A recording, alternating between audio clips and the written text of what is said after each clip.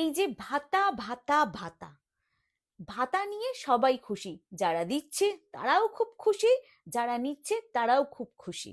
কিন্তু এই যে ভাতার টাকাটা আসছে কোথা থেকে, এই এত এত টাকা দিচ্ছে কি করে, একবারও ভেবে দেখেছেন? আপনাদের কি মনে হয় এই টাকাটা পার্টি ফান্ড থেকে আসছে, এই টাকাটা দিদির ঘর থেকে দিচ্ছে? কখনোই না, একদমই না।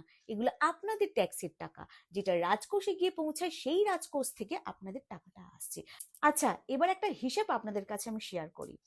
আমি নিউজ চ্যানেলে শুনলাম এই যে 15 লক্ষের উপরে যুবক যুবতী ফর্ম ফিল আপ করা হয়ে গেছে, বেকার ভাতার ফর্ম ফিল আপ করা হয়ে গেছে।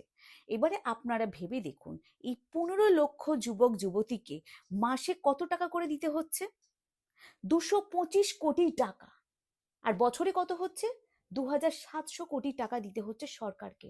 এত এত টাকা আসছে কোথা থেকে? আপনি কি ভাবছেন রাজকোষে প্রচুর টাকা রয়েছে সেখান থেকে দিচ্ছে? দেনা করে পুরো দেনায় রাজ্যটাকে ডুবিয়ে দিচ্ছে। আপনারা সেটা বুঝতেও পারছেন না, টেরও পাচ্ছেন না।